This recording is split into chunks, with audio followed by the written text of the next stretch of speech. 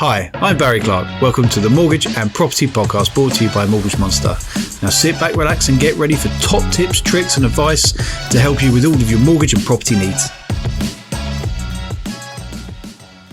Hello and welcome back to the Mortgage and Property Podcast. In this episode, we're discussing why you should use a mortgage broker instead of going direct to your bank.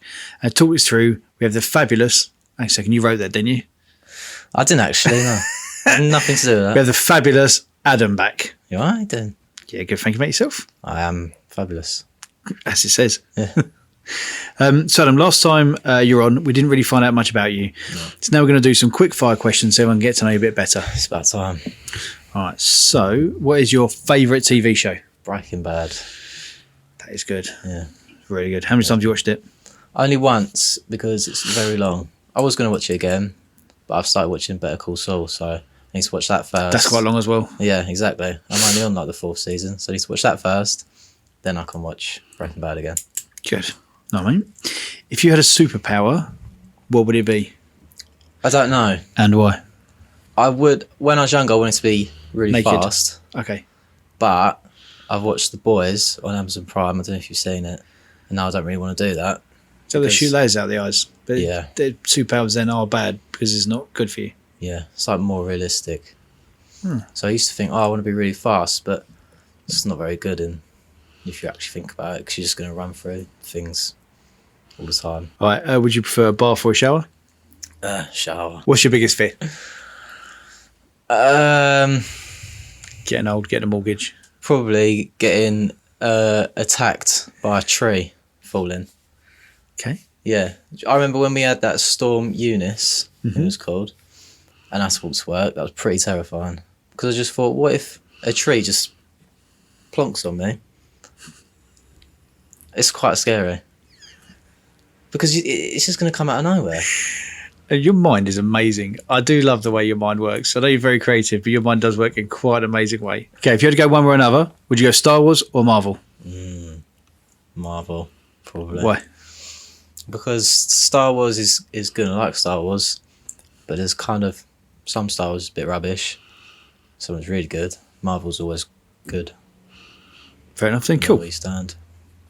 All right, so now we've got to know you a bit better, even though you've been weirdly attacked by trees. So one of the biggest questions we're often asked is why we should use a broker rather than going direct to the bank.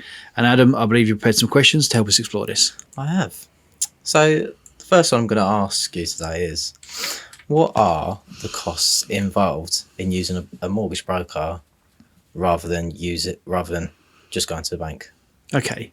So, I mean, when you go to your bank, you have to give what your bank, you have to take what your bank give you because they don't have a massive selection of products. Yeah. So those can sometimes include things like, for example, mortgage fees. They can include valuations. They can include all those different bits and pieces. Now, we can do and offer pretty much the same rates from all different banks basically. There's only a couple we might have better use because they don't work with mortgage brokers. One of those, for example, is Lloyd's, but we do deal with kind of sister company in the group, which is Halifax, and we get kind of all Halifax rates and that sort of stuff, which aren't too far different. Just be aware as well that when you're one person going to do your mortgage, the bank looks at you as just being one particular mortgage. So with ourselves, if we go to the bank and with a partnership with kind of the powerfulness of our network, and we do hundreds of thousands of deals every single month and year, potentially means that we can get better or preferential or kind of exclusive rates you might be able to get if you just went to yourself. Yeah. So first of all, we have to look at the different deals the banks can offer you. And just if you went to your bank, you might be forced to have one set of products which got one set of fees in. We can go to normally the same banks. So, for example, you bank with, who do you bank with? Nationwide, I think. Nationwide. It's weird that you don't know. I just tap the card and forget. So if, say, for example, you bank with Nationwide and you go to Nationwide and you say, okay, please can I have a list of your products that you offer, a list of your rates. And then come to us and then check them. We do the same rates. There's a very, very strong possibility, especially at Nationwide, I know we'll have the same rates Nationwide as if you went for us or if you went to the bank. So in terms of actual product, majority of times, the banks will have one rate whether you go direct to them or whether you come for a broker. Yeah. So the cost otherwise shouldn't be any different. The only bit really is going to change between going direct to bank, going towards a mortgage broker, could be that a mortgage broker could charge you a broker fee. So a mortgage broker generally gets charged in two ways. The first way is they get paid a little bit from the bank, but as we've kind of just covered off, normally or very often, more often not, banks wouldn't charge you any extra for that. They pay us a little bit of commission for basically putting your mortgage through them. So with ourselves, whenever we sit down with a client, we'll give you a list of lenders we lend with. We'll also give you a list of procuration fees, which are commissions that we get as well. So any professional you sit in front of should give you all of those bits and pieces, and that way you can just make sure that when they're telling you should go for bank A or bank B or bank C, you just be confident that they're not telling you to do that just because they might earn bigger fees from it. So for ourselves, of our network, and not networks are the same, we earn the same pretty much no matter what residential bank we go to, we'll get the same commission. So it's not as if we would refer one bank over another bank or whatever else. We'll always go to the cheapest bank for your personal circumstances or best for your circumstances first of all, and we'll get paid a procuration fee. Second part then is going to be a broker fee. And the broker fee really just depends on how much work we have to do in your case. So our average mortgage case takes around about 10 to 14 hours. We'll get a little bit of procuration fee, depending on how big the mortgage is. We might then charge a fee, we might not charge a fee. If it's really complicated, we may charge a fee really complicated. If it's not very complicated, we might not. But it's a worst case scenario, and as per our official documentation. So our standard fee of range of mortgage is £495. That can be higher if the mortgage is going to be really, really difficult and there's loads of moving parts to it, or you've got bad credit, whatever else it is, or it could be potentially lower or none, depending on how easy and quick your case is. So the short answer is there can be anything between zero cost and a little bit of cost, but the difference is it's not going to cost you anything to find out. So for ourselves, we don't charge a fee until you actually decide you want us to go ahead with your mortgage. So I'd recommend you get all the information that you can. So sit down with a broker, whether it be us, whether it be someone else, and literally just get all the information you possibly can. Look at all the sourcing lists, and we'll show you all that stuff. So some mortgage brokers will be very much, I can't tell you who the lenders are. It might be lender A, lender B, and lender C. For us, we'll just show you all the mortgages. Go, look, there they all are. The cheapest lender, Santander, then it's Nationwide, there's this, that, and the other. And so for ourselves, our value isn't necessarily in just doing the actual mortgage itself. Our help, if you like, our bit of doing that is going to be hand-holding your way through the process. So the legal process can be a little bit complicated. So we don't just want to get you to mortgage off, we want to get you right the way through to completion. So, and that's when you actually get your keys to your property. So it's not always about who's going to do it. Will it be cheaper going straight to my bank? Will it be cheaper going to a mortgage broker? You should find more often than not it's about the same. The thing you might do when you go see a broker is you may pay a bit of a broker fee, but that's probably going to be for the fact they're going to handhold you through the whole process and not just get to mortgage offer and then kind of see you later. Buying a property is quite sometimes a bit of a pickle, and some of those clients need to be handheld all the way through it. And sometimes if you go see a broker, it might end up a couple of £100 more, but you know what? You'll know you've got the best deal. Because you've searched over 100 or so different banks. So that means that normally they've got you the best deal out of all of those banks and saved you money have you just gone to your bank in the first place. So I know it's not a short answer, but is that all right? Is that kind of... It sums loads up. That's all right. Go on, mate. What's the next one? I think you actually just answered 3 questions in one. Okay. What was the next question anyway? I'll cover back off again. Well, the next one was, will the bank you use give the best deal? But that's kind of, we've done that a few times. Well, but it kind of depends as well. So it's completely random who you bank with. And bear in mind, there isn't one particular bank that's cheap all the time. You will find that banks' products will depend on how busy they are. So generally, we look at the mortgage market every day.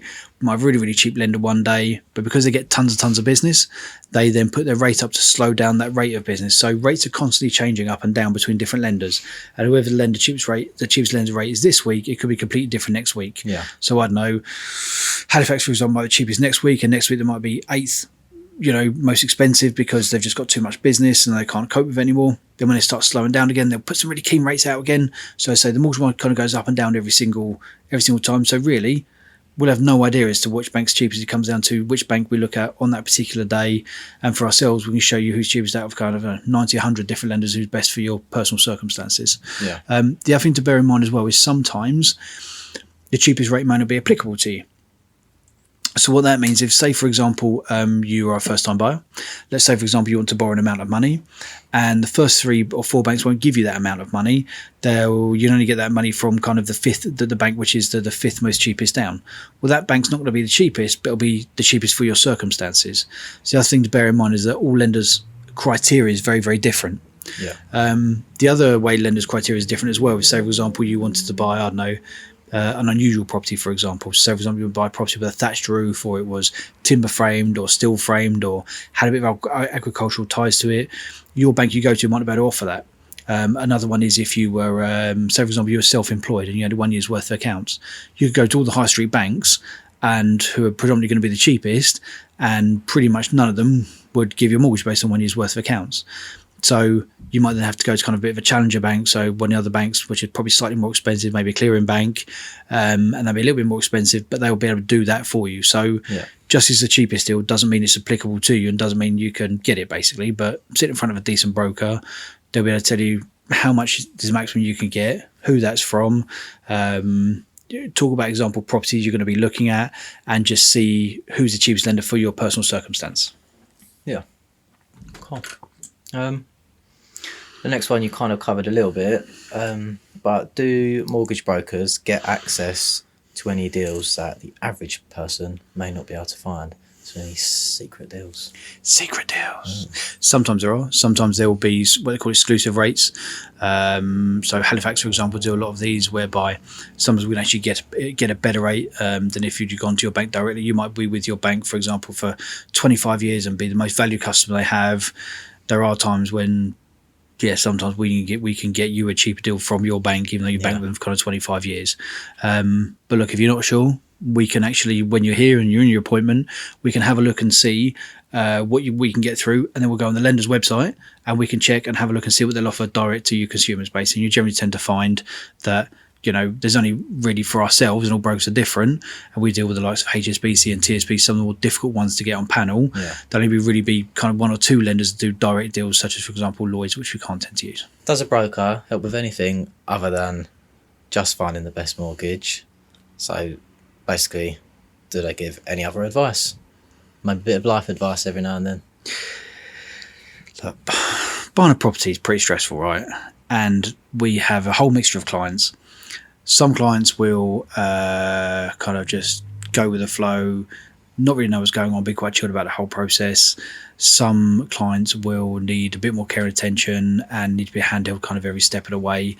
And sometimes you get people just freaking out about 7 o'clock at night time because they just don't quite know what's going on. It's all a bit stressful and that sort of stuff. Well, if you went direct to your bank, you're potentially not going to get that personalised one-to-one broker service than what you would have, as well as having an administrator here which helps out with the case.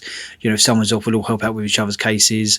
What you might find going direct to your bank is the fact that you've got one mortgage broker who's spread between maybe 4 or 5 branches, who you can never really get hold of. You have to wait 3 weeks for an appointment, and so that aspect of it is going to be quite tough when compared to ourselves. You pick up the telephone, we're here. Most of the guys have got their mobile numbers on them. We don't have work numbers. There are personal mobile numbers always available.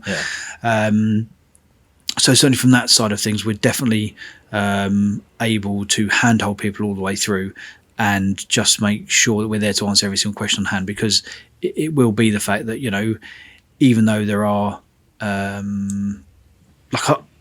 I think we're just really good at kind of explaining stuff to people. We go through it day in, day out, and we can help explain. So if there is an issue with solicitors and it seems like a really, really big thing, sometimes we might be able to just explain that in a way maybe it's a bit more personable, a bit more everyday, where sometimes our clients can't speak to solicitors, and solicitors are incredibly educated people and they use big long words sometimes even we don't understand, so we have to kind of work out what they actually mean so we can explain that to kind of clients. So not only that, we also help with probably stress levels quite a lot as well, because it can be a little bit stressful when you're kind of being chased from your estate agents, from loads of different sources and that sort of stuff. Sometimes having a broker on hand would just mean that we're really good at making sure that we can keep you guys nice and calm even when stuff does go wrong, which inevitably sometimes it will do. We've had clients, for example, that the house buying process is sometimes a bit horrible. We've had some clients, for example, that have been 6 properties deep and they've kind of fallen out or not gone through for whatever reason. It takes a lot of kind of courage to build back up again after you've lost 6 properties and get on the horse and go again. So it's a case of we can just be, I don't know, your biggest supporter, make sure we can handhold your way through. If there are any problems, we can with property, there isn't really any problems that can't be fixed. Everything can be solved with enough money, enough time, and that sort of stuff. So, when stuff does crop up on things like, for example, I know building survey reports. We can help if show you whether or not how that's fixed most commonly, and just kind of handhold you through the whole process. So yes, so sometimes we find ourselves as being client therapists. Sometimes we find ourselves having to get involved with estate agents, their issues, any problems. We just want to make sure really that we're here to help you every step of the way and handle the way through and make the whole experience just a little bit less rubbish. Yeah. That's I think what our main what's really most important to us. Yeah. Cool. So will going to a broker make it easier and less work and less stressful for someone? I hope so. We will, yeah. I mean, the difference is the fact that if you went direct to your bank, if for whatever reason, so for ourselves, we make a conscious promise to keep going till you get the keys to your home, whatever happens, basically. So what you might find is the fact that, we go with one particular mortgage company for whatever reason it doesn't go through. It could be a down valuation. It could be lesser rental than we're expected. It could be the surveyor goes out, maybe doesn't know the area quite so well. So maybe he puts the property down as a lower value. If you were with your bank, you wouldn't have any other options. They go, yeah, I'm sorry, you just don't fit. See you later, goodbye. Yeah. That's quite a stressful position to kind of be in when you're halfway through buying a property and you just get kind of thrown out and told they can no longer help, or kind of get messed around for kind of 2 or 3 months because they thought that it might go through, and then all of a sudden then it's got through to someone else in the bank, and then it can't go through because when you first speak to someone in the bank, you might not speak to a mortgage broker, you might speak to a personal banker who's trying to help you through and do your incomings and outgoings and that sort of stuff. And at that point, you may have had a 2-hour appointment and still not managed to speak to kind of a mortgage broker yet. Yeah. For ourselves, we can sit down, go through what your biggest fears are, go through it, highlight any issues there could potentially be. So before we even approach a lender, we know what we kind of have to look for in choosing the right lender for you. So for us, it's all about choosing the very best lender for your circumstances, whether it be based on the type of property that you're looking for, whether it based on your type of income that you're trying to get through on, whether it means sometimes we can find some more sometimes we can find some other avenues in order to show your income a certain way. That sounds dodgy. It's not dodgy. What I mean by that is that take construction workers, for example. So with construction workers, for example, 98% of lenders would look at their last 2 years' tax returns. Yeah.